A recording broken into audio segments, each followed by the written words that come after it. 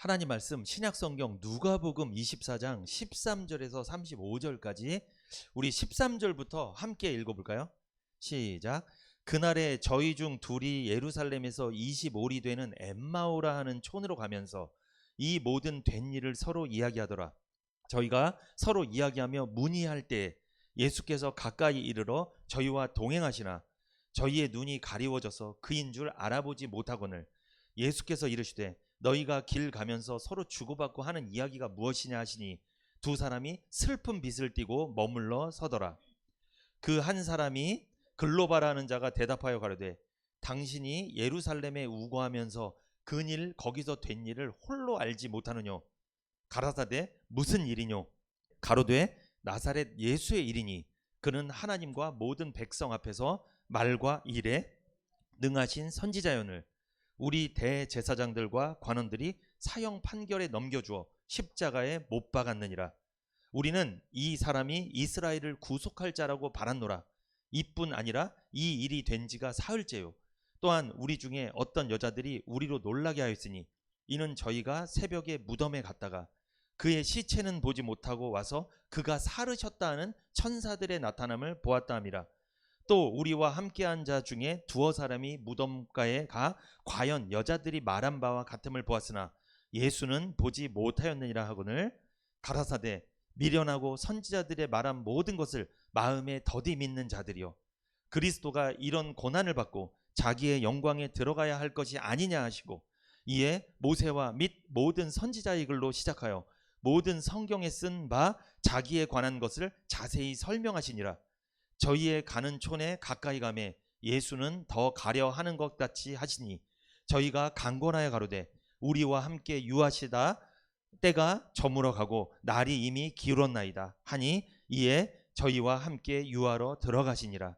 저희와 함께 음식 잡수실 때 떡을 가지사 축사하시고 떼어 저희에게 주시매 저희 눈이 밝아져 그인 줄 알아보더니 예수는 저희에게 보이지 아니하시는지라. 저희가 서로 말하되 길에서 우리에게 말씀하시고 우리에게 성경을 풀어주실 때 우리 속에서 마음이 뜨겁지 아니하더냐 하고 곧 그 시로 일어나 예루살렘에 돌아가 보니 11사도와 및 그와 함께한 자들이 모여있어 말하기를 주께서 과연 살아나시고 시몬에게 나타나셨다 하는지라. 두 사람도 길에서 된 일과 예수께서 떡을 떼심으로 자기들에게 알려주신 것을 말하더라. 아멘. 절망의 걸음에서 소망의 걸음으로 라는 제목으로 은혜를 나누겠습니다. 우리 인사 한번 하고 이렇게 시작하겠습니다. 예수님 부활하셨습니다. 시작. 예수님 부활하셨습니다. 아멘. 이번에 이렇게 인사하세요. 성도님도 반드시 부활할 겁니다. 시작. 성도님도 반드시 부활할 겁니다. 아멘. 너무 염려하지 마세요. 부활할 줄 믿습니다. 아멘. 예수님께서 예루살렘에 입성하시는 장면입니다. 많은 사람들이 호산나 다윗의 자손이요 종려나무 가지를 막 흔들면서 예수님 환영했습니다. 그런데 이렇게 환영했단 말이에요. 며칠이 지나지 않아서 이 그림 뭡니까? 예수를 십자가에 못 박아라. 이 사람들이 며칠 못 버텨요. 이 아담 닮았나 봐요. 아담한테 하와를 떡하니 갈빗대로 만들어주니까 내 뼈 중에 뼈요 살 중에 살이라 그러더니 조금 있다가 선악과 따먹더니 뭐라고요? 하나님이 주신 저 여자 때문에 내가 이런 죄를 졌다고. 아니 뼈 중에 뼈요 살 중에 살이라고 얼마 전에 그랬는데 그 여자 기분 나빴을 것 같아요. 아니, 오늘 사랑 고백합니다. 어떤 사람이 나 너 없으면 못 살 것 같아. 결혼했어요. 내일 나 너 때문에 못 살겠어. 이게 우리 인생인 것 같아요. 자주 말씀드리죠. 이게 지금 예수님도 그런 일을 당하신 거예요. 그렇게 오병이어 기적을 경험하고 예수님을 따라다니고 은혜를 받았던 사람들이 결국은 예수님 십자가에 못 박아라. 얼마 전에는 막 환영했던 사람들이. 저도 이 목회를 하면서 그런 경험 사실 많이 하고 다녀요.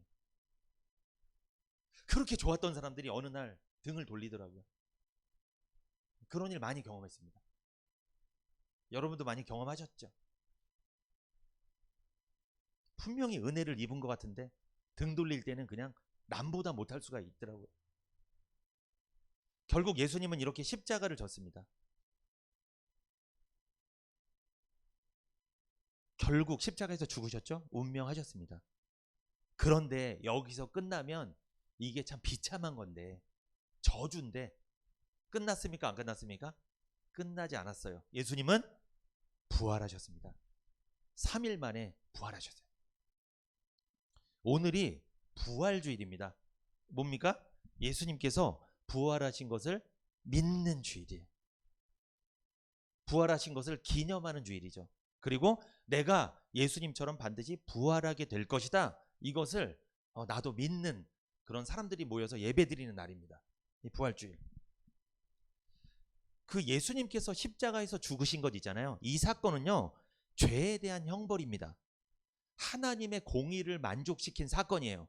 그렇다면 예수님의 부활은요, 죄와 사망의 권세를 이긴 구원의 완성입니다.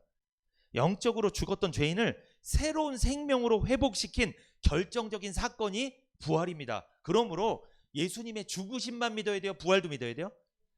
여러분, 부활을 안 믿으면 구원 안 받은 거예요. 그거는 근데 죽으심을 안 믿어도 구원을 안 받은 거예요.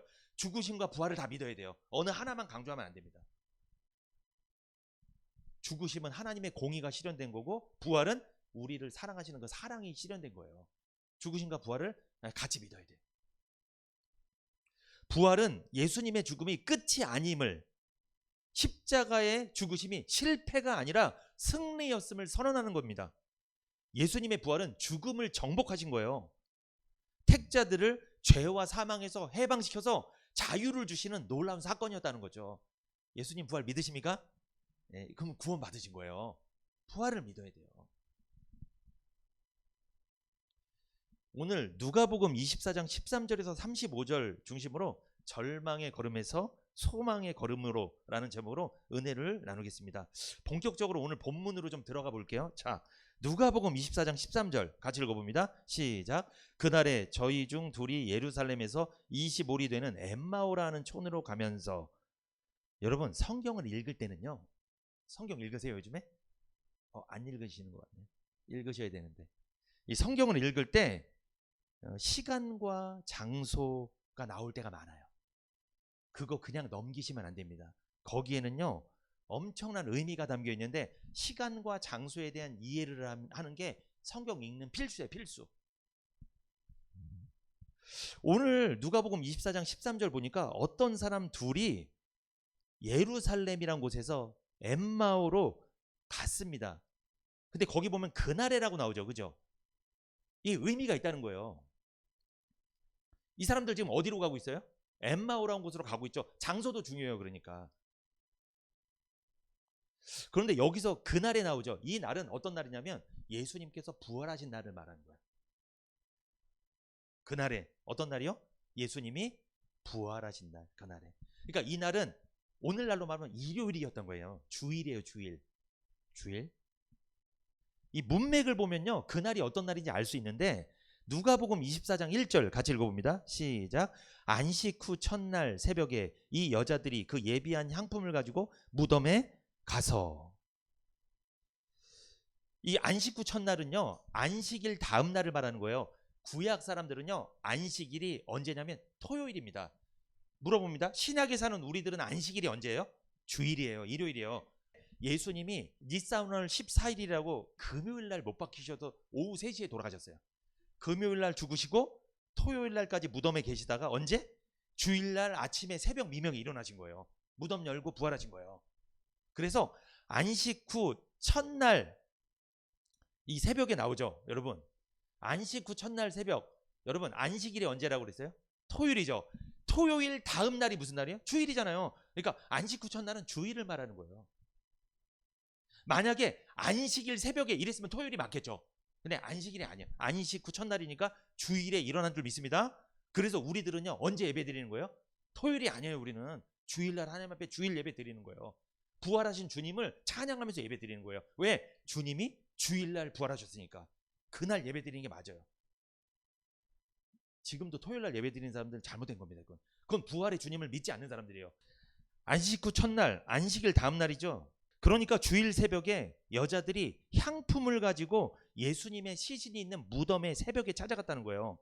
당시에요, 유대인들은요, 사람이 죽으면 시신이 썩지 않도록 향품과 기름으로 시신에 바르는, 그리고 이 천으로 싸매는 이런 전통과 문화가 있었습니다. 이것은 왜 그러냐면 시신이 부패하면 냄새가 또 많이 나잖아요. 우리처럼 땅에 묻는 게 아니에요. 무덤 안에 넣어놓는 거예요. 돌문을 열고 돌무덤에 넣어놓는 거예요. 냄새 나는 것도, 이 부패되는 거를 막으려고 하는 것도 있지만 향품과 기름을 바르는 건 존경의 표시예요. 애도한다는 표시예요. 그리고 장례를 마무리 짓는다는 뜻이에요. 그걸 이제 바르면 더 이상 장례식은 없다. 끝난다. 마무리하는 절차라는 거죠. 그런데 왜 주일 새벽이었을까요? 하필? 예수님이요, 아까 말씀드렸습니다. 금요일 날 십자가에 못 박히셨어요. 그런데 금요일 다음 날이 무슨 날이에요? 토요일인데 그들한테는, 유대인들한테는 안식일이잖아요. 안식일 날은요 시체를 처리할 수가 없어요. 만지면 안 돼요. 부정한 날이라고 돼갖고 부정하게 돼서, 그래서 예수님이 오후 3시에 못 박혔어요. 그러면 오후 6시에는 유대인들은 하루가 시작된단 말이에요. 그러면 금요일 날 오후 6시는 토요일 안식일이 시작되는 날이에요. 그러니까 몇 시간밖에 안 남았어요. 예수님이 오후 3시에 죽고 6시까지 3시간밖에 안 남은 거예요. 그러니까 그때 향품이랑 기름을 잘 발랐을까요? 못 발랐을까요? 못 바르고 대충 천에다 싸면서 무덤에 넣어버린 거예요. 그러니까 안타까우니까 누가? 여인들이. 이 교회는 여인들이 믿음이 참 좋습니다. 우리 교회도 여인분들이 참 많은데, 여자들이 향품을 갖고 와서 예수님 기름이라도 향이라도 이거 발라드려야지. 일반인들도 다 바르는 건데 우리 주님께 이거는 내가 해드려야지. 내가 주님께 얼마나 은혜를 받았는데 그걸 발라드리려고 이렇게 온 거예요 지금. 원래 금요일날 했어야 되는데 못하니까, 안식일이 다가오니까, 안식일이 지난 주일날 새벽에 한 겁니다. 이해가 되시죠? 예수님이 부활하신 사건은 언제 일어났다는 거예요? 주일날 일어났다는 거예요. 그죠? 그러면 예수님 부활하신 게 주일날 일어났으면 우리는 그 예수님 부활을 믿는 사람이죠. 그리고 우리도 부활할 거 믿습니까? 그러면 우리가 삶 속에서 어려움을 당하고 힘들 때 우리도 부활의 경험을 하는 건 언제 하는 거예요? 주일날 하는 거예요. 주일 예배 잘 드리셔야 돼요. 그래서 이때 우리가 말씀을 듣고 부활하는 거예요. 소망을 얻고 가는 거예요. 그래서 한 주를 또 승리하면서 하는 거예요. 이 중요한 의미가 담겨 있는 거죠. 그 예수님께서 아까 기억나죠? 니산월 14일, 그러니까 유대인들의 1월이, 우리는 정월이잖아요. 유대인들의 1월을 니산월이라고 하는데 아비벌이라고도 합니다. 그때 14일 날 예수님이, 금요일 날 예수님 십자가에서 운명하셨어요. 그리고 15일 무덤에 있다가 16일 날 부활하신 거예요. 그런데 이 유대인들의 니산월은 우리는 태양력을 쓰잖아요. 그죠? 우리는 태양력, 서양력을 씁니다. 우리로 따지면 뭐냐? 유대인들의 니산월은 우리로 말하면 3월이나 4월이 돼요. 그러니까 이걸 생각해 보면 예수님은 언제 죽으셨냐면 우리로 말하면 4월 초에 죽으셨어요. 그리고 그때 부활하셨어요. 그래서 거의 여러분 보세요. 부활주일 다 언제 있어요? 대부분 4월 달에 있는 거예요. 대부분. 고난주간도 4월 달에 있고요. 그게 성경적인 거예요. 우리로 말하면 4월. 그러니까 유대인들은 음력을 씁니다. 우린 양력을 쓰잖아요. 태양을 기준으로 한 달력을 쓰는데 유대인들은 음력을 써요. 음력이랑 양력이랑 차이 나는 거 아시죠? 우리도 차이 나잖아요. 양력이 더 뒤에로 나오잖아요. 이렇게. 그러니까 유대인들은 1월인데 우리는 3, 4월이 된다는 거예요. 이거를 좀 알고 계시면 좋습니다. 그러니까 오늘 이 본문에 제자들이 예수님이 부활한 날에 예루살렘에서 엠마오로 걸어가고 있잖아요. 이때가 우리로 말하면 언제 말하는 거야? 요즘이에요, 요즘. 그러니까 4월 초, 요때 그들이 예루살렘에서 엠마오로 걸어가고 있었다는 거예요. 요런 배경을 좀 알고 들으셔야 돼요. 그러면 그때 옆에 꽃도 폈을까요? 안 폈을까요? 폈겠죠. 꽃도 피고 이제 봄이니까 막 그런 상황이라는 거죠. 그런 걸 좀 생각해 보면서 이 성경을 보면 좀 입체적으로 이해가 됩니다. 누가복음 24장 2절부터 12절. 돌이 무덤에서 굴려 옮기운 것을 보고 들어가니 주 예수의 시체가 배지 아니하더라. 이를 인하여 근심할 때 문득 찬란한 옷을 입은 두 사람이 곁에 섰는지라. 여자들이 두려워 얼굴을 땅에 대니 두 사람이 이르되 어찌하여 산 자를 죽은 자 가운데서 찾느냐. 여기 계시지 않고 살아나셨느니라. 갈릴리에 계실 때 너희에게 어떻게 말씀하신 것을 기억하라.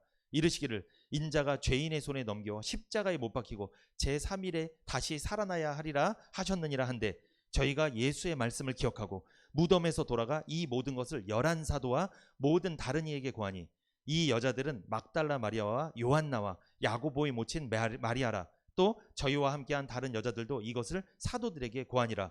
사도들은 저희 말이 허탄한 듯이 배워 믿지 아니하나 베드로는 일어나 무덤에 달려가서 굽으려 들어다 보니 세마포만 보이는지라. 그 된 일을 기이 여기며 집으로 돌아가니라. 아멘. 이 그날에 예수님 부활하신 날에 여자들이 무덤에 갔습니다. 향품을 발라드리려고. 그런데 거기에 누구를 만나요? 무덤 문이 딱 열려 있고 거기에 누가 있었어요? 천사들이 떡하니 있었어요. 그래서 천사들이 예수님 여기 계시지 않아. 살아나셨어. 부활하셨어. 너네 그거 몰랐어?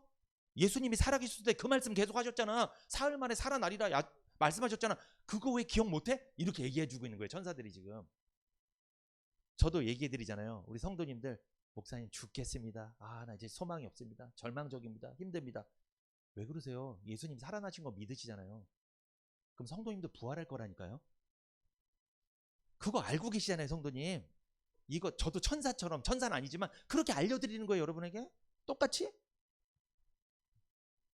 여자들은 너무 기뻤습니다. 예수님께서 부활하셨다는 소식을 듣고 그 즉시로 예수님의 11사도, 여러분 11사도는 가룟 유다가 자살해버렸습니다. 예수님 배신하고 죽어버렸죠. 11명이 남았어요. 예수님 제자가. 그 11사도와 예수님의 70인의 제자들이 또 있어요. 많은 사람들이. 그 사람들에게 가서 예수님이 부활하셨다 첫 번째 증인이 된 거예요. 이 여자들이. 몇 번째 증인이요? 첫 번째 증인이 여자들이었어요. 예수님 제자들이 아니에요. 여자들이에요. 여자들. 그래서 교회에서 여자들이 믿음이 더 좋은가요? 이래서 그런가? 참. 여러분 누가복음 24장 11절 같이 읽어봅니다. 시작. 사도들은 저희 말이 헛하는 듯이 배워 믿지 아니하나. 여자들이 예수님 살아나셨어요. 예수님 무덤에 가니까 없어요. 와, 이런 일이 일어났어요. 천사들이 우리한테 얘기해 줬어요. 하니까 사도들이 뭐라고 해요? 저희 말이 허탄한 듯이 믿지 아니했다. 이게 무슨 뜻이에요? 부질없는 헛소리라고 들었다는 거예요.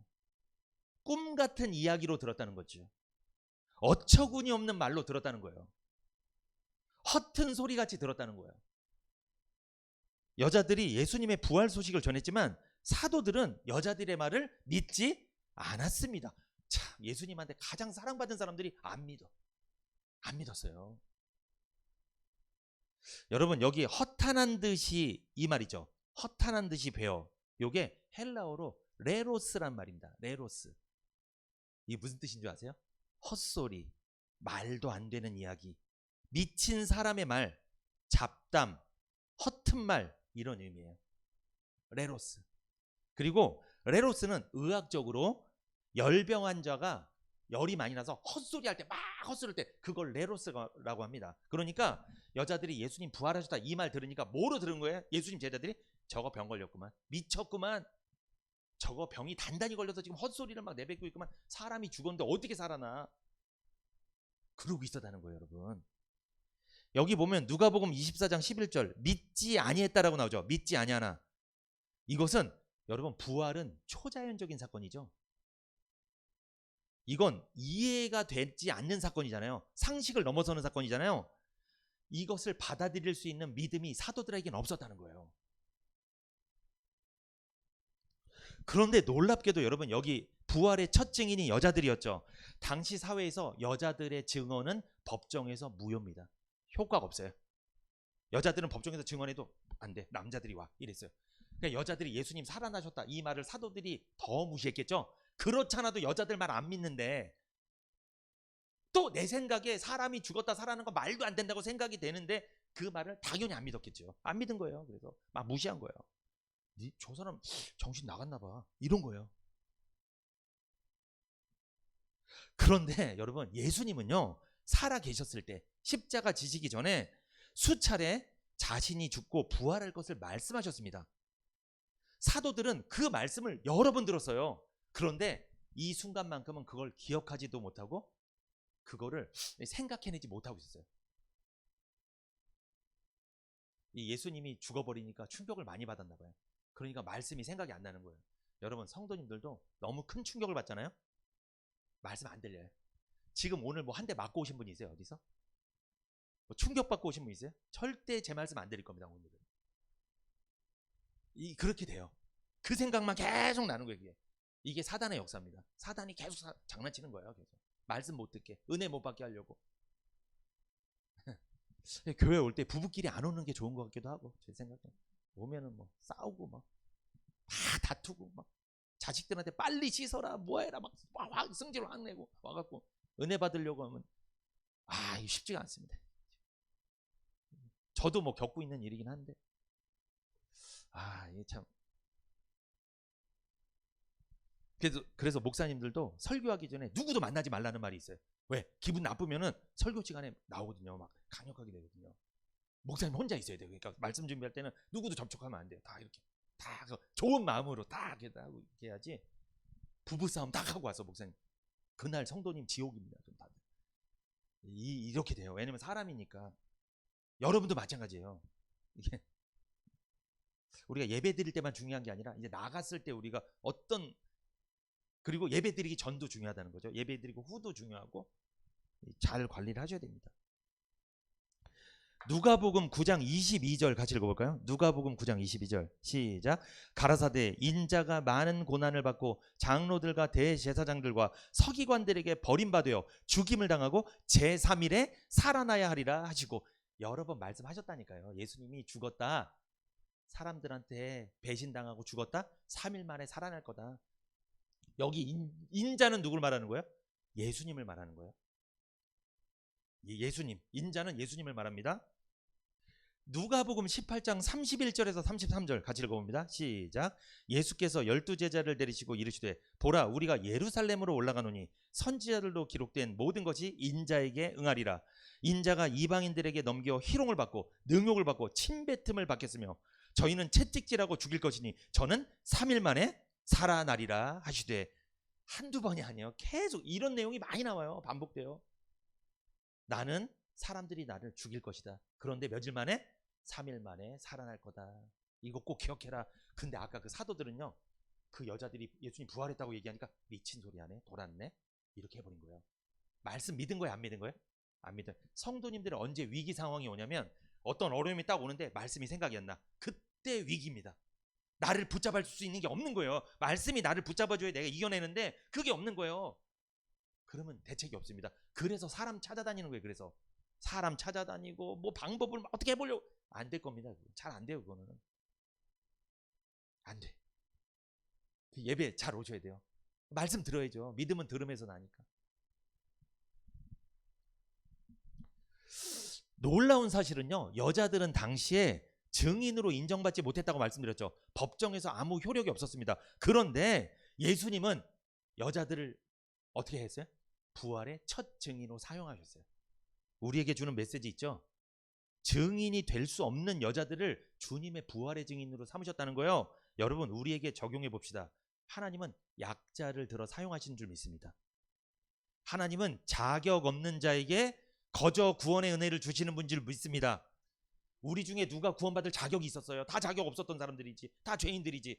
그러나 하나님은 우리를 먼저 구원해 주신 거잖아요. 하나님이 그 증인, 효력도 없는 여자들을 먼저 부활의 증인 삼으신 것은 우리 이야기예요. 제 이야기예요. 나보다 훨씬 뛰어나고 훨씬 괜찮은 사람 세상에 많은데 하나님 나를 먼저 구원해 주신 거예요.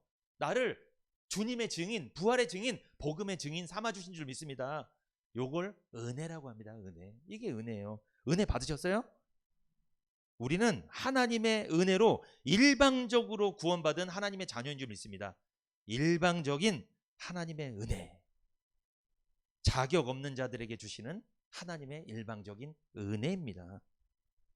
자, 누가복음 24장 12절 시작. 베드로는 일어나 무덤에 달려가서 굽으려 들여다보다 보니 세마포만 보이는지라 그 된 일을 기이 여기며 집으로 돌아가니라.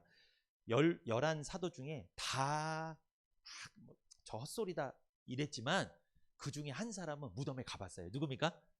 베드로가 좀 더 믿음이 좋았나 봐요. 이 사람은요, 무덤에 가봤습니다. 근데 망설이지 않고 즉시 무덤으로 뛰어갔어요. 가보니까 예수님 시신은 없고 세마포만 있었다는 거예요. 예수님 시신을 덮었던 천만이 가지런히 놓였다는 거예요. 가지런히 놓여있는 거 보니까 예수님이 뭐 하셨다? 부활하셨다. 그때 그는 인지했어요. 인지했지만 그는 무엇인가 큰 일이 벌어졌구나, 주님 진짜 부활하신 것 같다 했지만 그는 어디로 돌아갔어요? 집으로 돌아갔어요. 그러니까 좀 약간 반신반의하는 것도 있었던 거예요. 믿긴 믿지만 좀 더 확인해 봐야 되겠다, 이런 생각이 좀 사실 있는 거예요. 어디로 갔다? 결국 집으로 가버렸어요. 그리고 오늘 본문 누가복음 24장 13절이 시작되는 겁니다. 자, 24장 13절 시작. 그날에, 이 그날에가 뭐예요? 예수님이 부활하신 날에, 그날에 베드로가 무덤에 가서 확인해 본 그날에, 그죠? 그날에 저희 중 둘이 예루살렘에서 25리 되는 엠마오라 하는 촌으로 갔다. 여기 보면 두 사람이 등장합니다. 그 사람들의 정체가 중요해요, 여러분. 이 사람이 도대체 누군지 알아야 돼요. 이 사람들의 정체를 알려면 이 말씀을 보면 돼요. 누가복음 24장 9절에 시작. 무덤에서 돌아가 이 모든 것을 11사도와 모든 다른 이에게 고하니. 이 엠마오로 내려가던 두 사람의 정체는 누구냐면 11사도는 아닙니다. 예수님의 수제자, 직접적인 제자들은 아니고요. 70인의 제자 있잖아요. 예수님의 수제자들을 따라다녔던 제자들이 있잖아요. 그 사람들 중에 2명이라는 거예요. 한마디로 예수님 제자들이라는 거예요. 그 두 사람은, 엠마오로 내려갔던 두 사람은. 그런데 그 사람 중에 한 사람의 이름이 언급됩니다. 한 사람은 이름이 안 나오고요. 한 사람은 이름이 나옵니다. 누가복음 24장 18절 시작. 그 한 사람인 글로바라는 자가 대답하여 가로되 당신이 예루살렘에 우거하면서 그일 거기서 된 일을 홀로 알지 못하느뇨. 누구라고 나와요? 여기 보니까 그 한 사람이 글로바라는 사람입니다. 그런데 이 글로바가 누구냐? 요한복음 19장 25절을 한번 볼게요. 여기 요한복음 19장 25절 시작. 예수의 십자가 곁에는 그 모친과 이모와 글로바의 아내 마리아와 막달라 마리아가 섰느니라.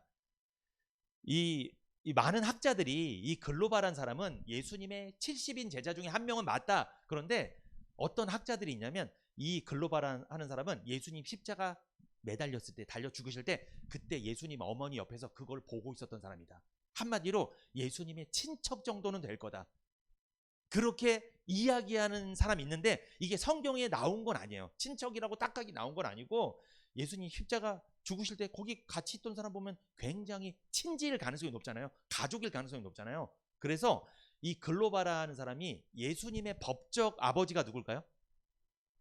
법적 아버지. 그러니까 예수님을 씨를 줘서 난 건 아닌데 요셉이잖아요. 마리아의 남편 요셉, 법적 아버지, 그냥 법적으로 아버지 요셉, 그 요셉의 동생이란 이야기가 있어요. 그게 글로바다. 그러니까 예수님한테는 어떤 사람이에요? 작은 아버지. 예수님한테 작은 삼촌 정도 되는 인물이라고 보는 견해가 있는데 정확한 건 아닙니다. 근데 정확한 건 뭐다? 이 글로바와 또 한 사람이 예수님의 제자였다. 그들이 예루살렘에서 엠마오로 걸어가고 있었다. 이 정도 좀 정리하시면 될 것 같아요. 누가복음 24장 13절에서 14절 시작. 그날에 저희 중 둘이 예루살렘에서 25리 되는 엠마오로 하는 촌으로 가면서 이 모든 된 일을 서로 이야기하더라. 그들이 뭘 이야기하면서 걸어갔다죠? 어디로? 엠마오로. 이 사람들 지금 상황을 생각해 보세요. 여러분, 이 사람들 상황. 왜 예루살렘에서 엠마오로 가는 거예요? 뭔가 이 사람들이 단단히 실망한 거예요. 지금 실망했어요. 실망. 뭐에 실망했을까요? 예수님이 죽었다가 부활한 게 안 믿어진 거예요. 이 사람들은 안 믿는 거예요. 끝났다는 거예요. 아, 우리 그래도 예수님 따라다니면서 우리가 뭔가 좀 잘해보려고 했는데, 비전을 이뤄보려고 했는데 끝났어. 에이, 소망 없어. 집으로 간 거예요. 그러니까 자기들 거처로 돌아가 버리는 거예요. 그냥 이 제자들이 믿음이 없는 거예요. 예수님 살아나셨는데, 그리고 살아나셨다고 여자들이 얘기한 거를 들었는데도 가는 거예요. 아무리 얘기해줘도요, 자기 생각이 딱 박혀있는 사람은 안 들어요. 자기 고집대로 하지. 고집이 센 사람들이요. 고집 세다는 건 믿음이 없는 거예요. 지금 가버리는 거예요. 그냥 예루살렘에 머물러 있었어야 되는데, 왜? 거기 예수님 부활하시는 곳이니까 그곳에 있었어야 되는데 자기 고집대로 가버리는 거예요. 이 사람들은요, 지금 마음 상태가 절망입니다. 낙심한 거예요. 혼란스러운 거예요. 그래서 엠마오로 내려가고 있었던 거예요. 엠마오가 어디냐면요, 여러분 여기 보면 예루살렘이라고 나오죠. 예루살렘이 예수님이 십자가에 못 박히시고 부활하신 곳이 예루살렘이에요. 예루살렘은 소망의 장소예요. 예수님이 죽으셨다가 부활하셨잖아요. 소망, 절망에서 소망으로 바뀐 장소가 예루살렘입니다. 근데 예루살렘에 그들이 머물러 있었어야 되는데, 예수님 제자니까 주님과 함께 있어야 되는데 어디로 갑니까? 엠마오로, 서쪽으로. 예루살렘은 동쪽에 있고요, 엠마오는 서쪽에 있습니다. 서쪽으로 가버린 거예요. 근데 몇 리 떨어졌다? 25리 정도 떨어졌다고 성경에 나오죠. 여기 나오잖아요. 개역한글 성경, 우리 성경에는요 25리라고 나오잖아요. 이게 9.8km 정도 되는데, 그런데 원어 성경에는요 요게 60 스타디온이라고 나옵니다. 25리라는 말이 60 스타디온, 이것은 11.5km를 말하는 거예요. 그러니까 한 11.5, 한 12km 정도 떨어져 있는 곳이다. 어디가? 엠마오가. 두 제자는 지금 굉장히 실망해서 낙심해서 예루살렘에서 엠마오로 걸어간다. 그런데 여러분, 지리를 좀 말씀드릴게요. 예루살렘이 높아요. 해발 700m입니다. 굉장히 높은 곳에 있어요. 700m면 높은 거예요, 여러분. 근데 이 엠마오는 평지입니다. 그러니까 그들이 어떻게 걸어가는 거예요, 지금? 내려가는 거예요. 이런 거예요. 그러니까 내려가. 여러분, 내려갈 때 어떻게 걸어가세요? 올라갈 때는 힘을 줘서 올라가잖아요. 내려갈 때는 이렇게 하는 거예요. 자, 왜 그렇게 갈까요? 그렇잖아도 지금 마음도 내리막길인데 예수님 믿고 따라갔는데 예수님 죽어버렸어. 아무것도 해준 것도 없어. 부활도 못한 것 같아. 내가 지금껏 예수님 그렇게 오래 따라다녔는데 아무것도 없는 것 같아. 완전 실망한 거예요. 아니, 교회에 복 받는다, 은혜 받는다, 뭐 한다 따라왔는데 더 없는 것 같아. 맨날 나는 힘들고. 그러고서 오늘 예배 드리고 집에 갈 때 타박 이렇게. 여러분, 이게 우리 이야기로 보셔야 돼요. 이게 지금 그런 상황인 거예요. 참 지형도 신기합니다. 700m에서 내려가는 거 얼마나 다리 힘이 빠지겠어요. 이게 올라가는 것보다요, 내려가는 게 얼마나 다리가 힘이 빠지는지 몰라요. 다리에 힘은 빠지지 마음은 절망하지, 낙심했지. 아, 예수님 괜히 따라다니다 내 인생 소비만 했네. 아유, 짜증나네. 내가 왜 따라다녔지?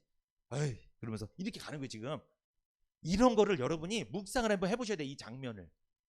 그들이 얼마나 낙심했는지, 얼마나 지금 마음속이 괴로웠는지.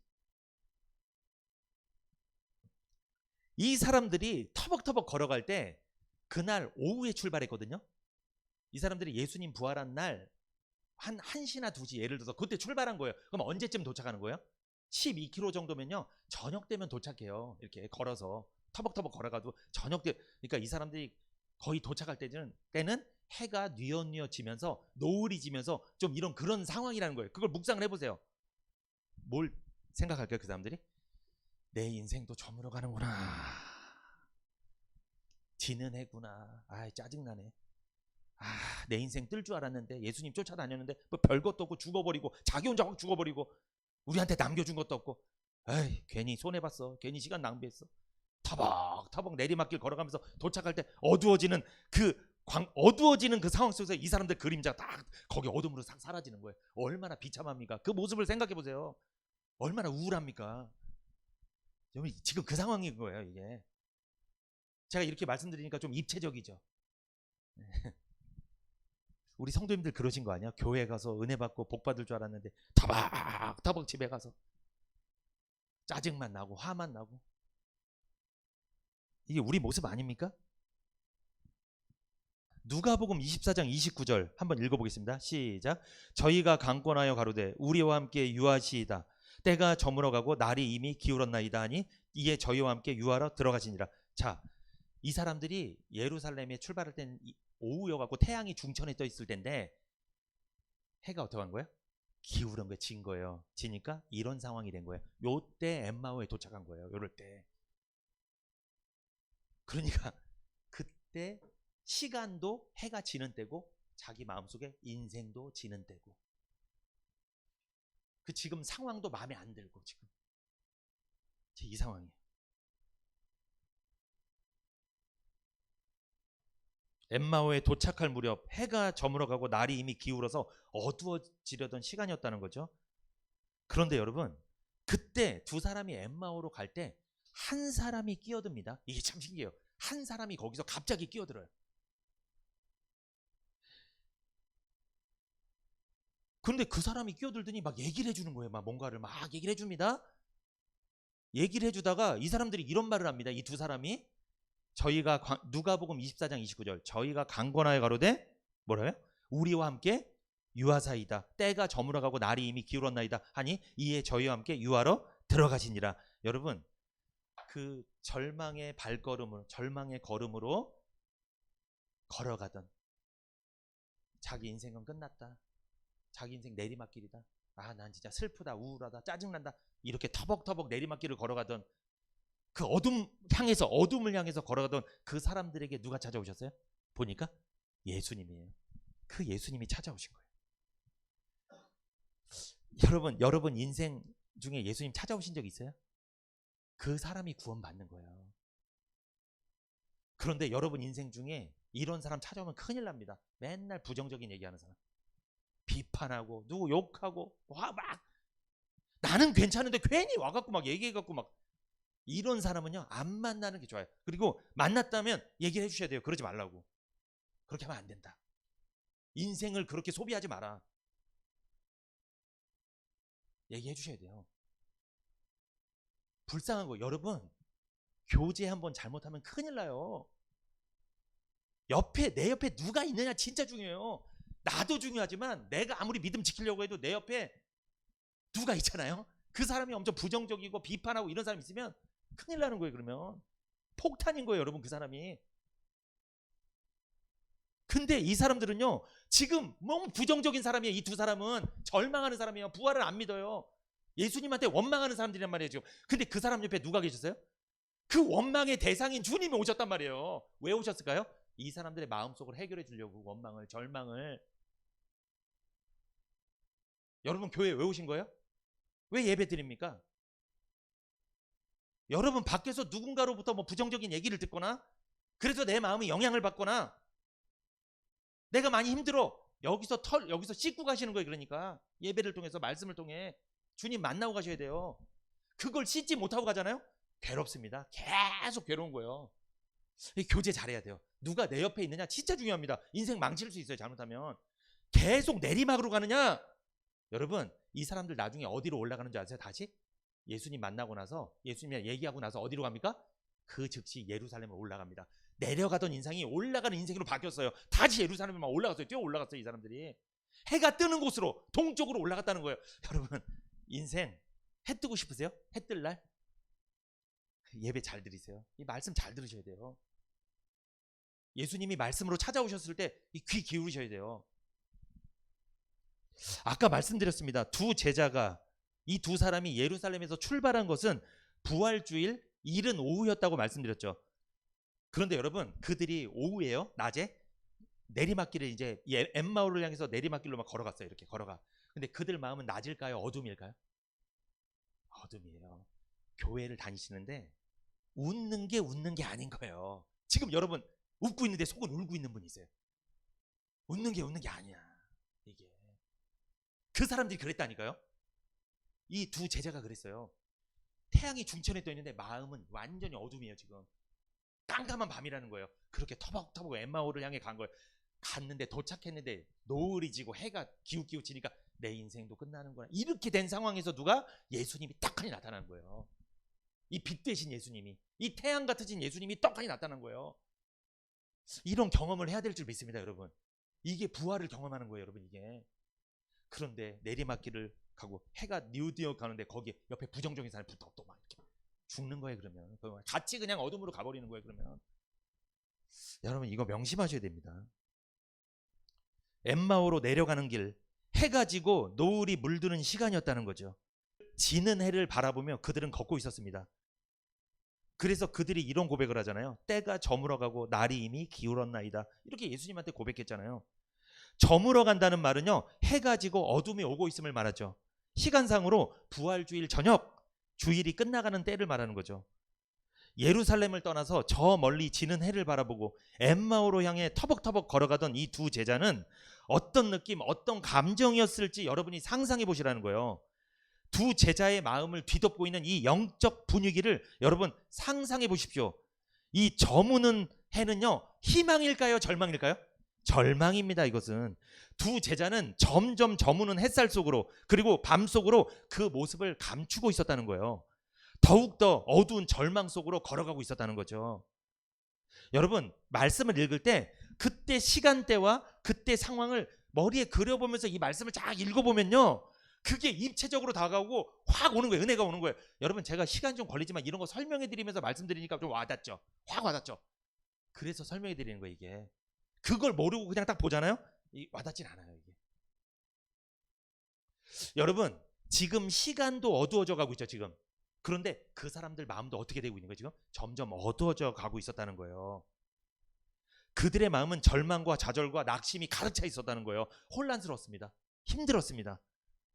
여러분 이 해지는 시간 있죠. 그들이 엠마오에 도착한 시간, 이 시간은 소망이 사라져가는 인생의 때를 상징합니다. 소망이 사라져버린 인생의 때, 그리고 노을 지는 이 길, 이 노을 지는 길, 어떤 분은 노을 질 때 와 아름답다 이래요. 그건 세상 사람이고요. 노을 지는 길은 아름다워 보이지만 쓸쓸하고 외로운 길, 미련과 후회가 많이 남는 길, 그게 노을 지는 길이에요. 그래서 예수 믿는 사람들은요, 노을 보면서 이러셔야 돼. 야, 우리 인생이 이렇게 가는구나. 좀 깨달으셔야 돼요. 그거를. 와, 노을 아름답다. 그럴 수도 있겠지만 주님밖에 없구나. 주님 없으면 나는 인생 망가지는 거구나. 내 인생이 이렇게 노을처럼 지는구나. 가버리는구나. 여러분, 권력을 잡아도 10년을 못 가고요. 꽃은 피어도 열흘을 못 간다는 말이 있습니다. 누가복음 24장 21절 시작. 우리는 이 사람이 이스라엘을 구속할 자라고 바랐노라. 여러분, 엠마오로 내려가던 사람들이 이런 고백을 했습니다. 이 고백이 무슨 고백이냐? 이것은 여러분, 여기 우리는 이 사람이 이스라엘을 구속할 자라고 바란노라. 이 사람은 누굴 말할까요? 예수가. 우리는 예수가 우리들을 구원해 줄 자라고 우리 믿었다. 그런데 부활도 못하고 죽어버렸다. 이 말이에요. 지금 이 고백은요, 기대가 무너진 고백입니다. 그러니까 그들 마음이 낙심되고 혼란스럽다는 고백이에요. 절망하고 있다는 고백이에요. 예수님의 무덤이 비었다는 거 들었습니다. 그러나 믿지는 못하겠다는 거예요. 그걸 이들이 그런 마음인 거예요. 지금 예수님이 부활하셨고 지금도 살아계신다는 사실을 그들은 믿지 못하고 있었다는 거예요. 여러분, 우리 역시 언제 절망할까요? 낙심할까요? 예수님이 부활하셨다는 것을 믿지 못하면 낙심해요. 왜? 예수님의 부활을 안 믿으면 나도 부활할게 믿어져야 안 믿어요? 안 믿어지기 때문에 나는 인생에서 힘든 거예요. 항상 죽어 있는 거예요. 항상 괴로운 거예요. 항상 영적으로 절망하고 혼란스러운 삶을 산다는 거예요. 예수님의 부활을 확신하고 사시기를 바랍니다. 그런데 여러분, 엠마오로 가는 길은 예루살렘에서 가까워지는 길이에요? 멀어지는 길이에요? 멀어지는 길입니다. 예루살렘에서 멀어지는 길이잖아요. 엠마오로 내려가는 길은. 예루살렘은요, 여러분, 어떤 곳이냐면 믿음의 중심지예요. 예루살렘은 예수님께서 죽으시고 부활하신 장소잖아요. 믿음의 중심지. 그러니까 거기서 멀어졌다, 엠마오로 간다. 이건 무슨 뜻이냐? 사람이 교회를 잘 다니다가 예배도 잘 드리다가 어떻게 간다? 멀어지는 거예요, 교회랑. 이게 엠마오로 내려가는 사람이라는 거예요. 그 사람이 예루살렘이랑 멀어지는 거예요. 예수님의 죽음과 부활을 선포하는 이 말씀이 선포되는 이곳에서 멀어진다는 거예요. 점점. 그 사람은요, 엠마오로 내려가는 그 두 사람인 거예요. 그 사람 마음은 반드시 노을입니다. 저물어 있는 거예요. 해가 저물어 있는 거예요. 어두워요. 깜깜해요. 혼란스럽고 절망하고 낙심하고 괴롭고 그렇게 돼 있어요. 그 사람은. 여러분, 교회 너무 멀리하지 마세요. 말씀을 너무 멀리하지 마시고. 엠마오로 간다는 것은요, 신앙에서 멀어진다는 것을 의미하는 거죠. 하나님으로부터 멀어지는 거예요. 세상과 가까워지고 있다는 거예요. 두 제자가 엠마오를 향해 걸어가는 여정은 단지 육신의 발걸음이 아닙니다. 영혼의 상태를 그대로 보여주는 상징적인 장면이었습니다. 엠마오로 향하는 걸음은 하나님에 대한 기대가 무너져서 삶의 방향이 바뀌었다는 걸 의미하는 거예요.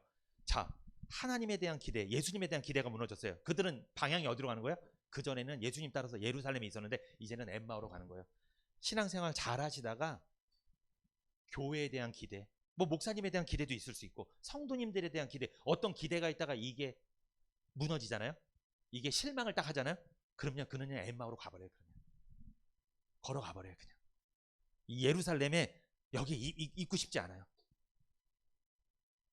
삶의 방향이 바뀝니다. 바뀌는 거예요. 이렇게. 예전엔 너무 교회 오고 싶고 그랬는데 이제는 오기가 싫어지고 이렇게 돼버리는 거예요. 예전엔 세상이 싫고 교회가 좋았는데 이제는 세상이 더 좋아지고 교회가 싫어지고 이 방향이 바뀐 거예요. 그 사람은요, 엠마오로 가는 두 사람이에요. 그 사람이 바로 누가복음 24장 14절 같이 한번 읽어봅니다. 14절 시작. 이 모든 된 일을 서로 이야기하더라. 그 사람들이요, 엠마오로 내려가면서 가만히 내려간 게 아니고요, 얘기를 했어요. 교제를 했단 말이에요.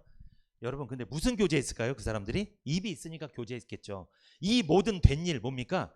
최근에 일어난 사건을 얘기했다는 거예요. 그들이 어떤 사건을 이야기했어요? 어떤 사건? 예수님께서 고난당하시고 체포되시고 십자가에 죽으시고 부활하셨다, 무덤이 비었다, 이런 얘기들을 그들이 했다는 거예요. 이렇게 믿음은 없지만 그런 얘기를 나눴다는 거예요. 여자들이 무덤이 비었다고 우리한테 알려줬는데 당신은 그거 어떻게 생각해?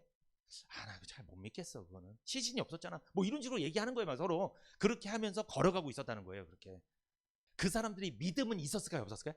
없이, 믿음 없이 이야기만 나눴다는 거예요. 교회에서도요, 믿음 없어도 얘기할 수 있어요. 이 말씀은 이렇던데, 저 말씀은 저렇던데, 어떻게 생각해? 이렇게 얘기할 수 있죠. 믿음 없어도, 믿지 않아도. 지금 그렇게 이 사람들이 얘기하고 있었다는 거죠. 그런데 여러분, 여기 보세요. 서로 이야기하더라 있죠. 여러분, 이게 서로 이야기하더라. 누가복음 24장 14절 서로 이야기하더라. 이건 말하다, 대화하다, 교제하다 이런 뜻이에요. 말하고 대화하고 교제하고. 근데 단순히 말했다는 게 아니라 이것은 깊은 대화, 교감했다는 거예요. 공감했다는 거예요. 이 두 사람은 깊이 대화를 나눴다는 거예요. 그런데 여러분, 이 사람들이 왜 깊이 대화를 나눴을까요? 서로 절망하고 낙심하고 힘드니까 거기서 벗어나 보려고 얘기를 했다는 거예요. 그들이 이 얘기하는 것은 결국 뭐로 끝났을까요? 이렇게 얘기는 했지만 뭐로 끝났어요? 결국 절망과 낙심과 근심으로 다 끝나버린 거예요. 해결이 안 된 거예요. 왜? 아직 주님이 그들에게 찾아오지 않은 상황이니까. 우리가 대화를 나눌 때, 교제할 때 여러분 누구 이야기 많이 합니까? 대화하시고 교제할 때 주님이 중심입니까? 아니면 사건 중심입니까? 사람 중심입니까?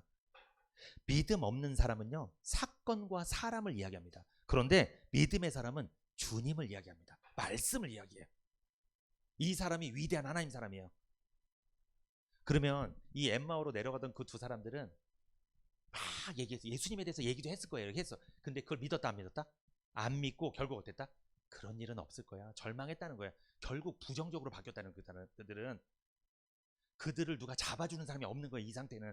여러분, 교제할 때 내가 너무 부정적인 교제라고 너 해. 어떤 두 사람이 있어서 부정적인 교제 막 이렇게 나눠.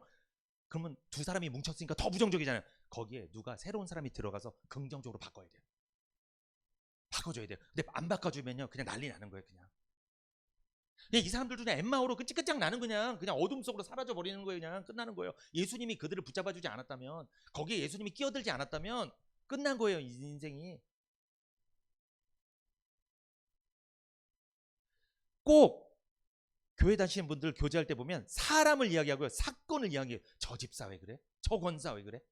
왜 그런 거예요 도대체? 이거 얘기하는데 거기에 예수님이 없어, 복음이 없어, 말씀이 없어. 항상 그것만 얘기해. 그러다가 나중에 시비가 붙어. 그러다가 막 다툼이 일어나고. 이래서 교회가 성장을 안 하는 거예요. 이렇게 돼서. 여러분, 사건, 사람 이야기하지 마시고 뭘 이야기해야 돼요? 주님을 이야기하셔야 돼요. 말씀을. 내가 은혜 받은 거, 내가 은혜 받은 거 얘기해야죠. 그걸 얘기해야죠.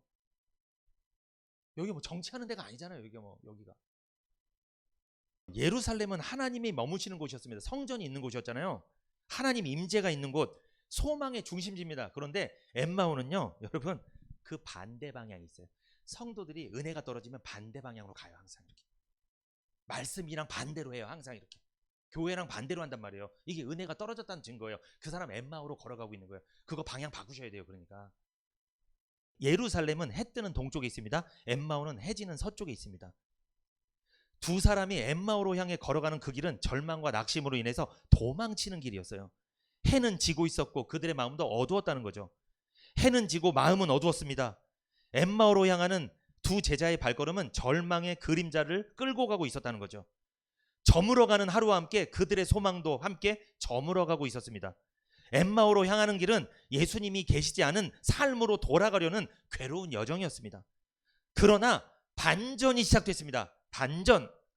엠마오로 내려가던 두 제자가 깊은 절망과 낙심과 혼란스러움 속에 슬픈 대화를 나누고 있을 그때 놀랍게도 예수님은 그 절망스러운 대화 가운데 참여하셨습니다. 흥미로운 점은 우리가 예수 없이, 복음 없이 대화하고 교제를 나눌지라도, 우리가 부정적인 교제를 설사 나눌지라도 그곳에 예수님이 다가오신다는 거예요. 그곳에 말씀이 임한다는 거예요. 우리가 신앙적으로 답을 못 내리고 신음하며 고민할 때조차 주님은 우리 곁에 오고 계심을 믿으시기 바랍니다. 이것이 은혜입니다. 엠마오로 내려가는 이 길에서 주님은 동행하셨고 두 사람의 인생에 새로운 해가 떠오르게 해주신 거예요. 그래서 첫 번째 메시지 읽고 마치겠습니다. 시작. 예수님은 절망과 낙심의 길에서 동행하셨다. 어떤 길에서? 절망과 낙심의 길, 엠마오로 내려가는 그 해가 지는, 해가 뉘엿뉘엿 지고 노을이 진 그 길, 어두워지는 그 인생길에서 주님은 동행하셨다는 거예요. 이 사실을 믿는 사람들은 앞으로 삶 가운데 어떤 절망과 낙심의 시간이 있더라도 부활하게 될 줄 믿습니다. 다시 일어서게 될 줄 믿습니다. 결국 그들은 어디로 돌아가죠?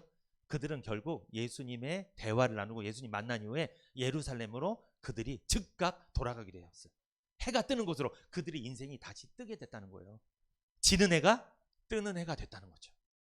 지는 인생이, 망한 줄 알았던 인생이 축복받은 인생, 소망의 인생, 복된 인생으로 바뀐 줄 믿습니다. 우리들도 그런 경험을 하시기를 축복합니다.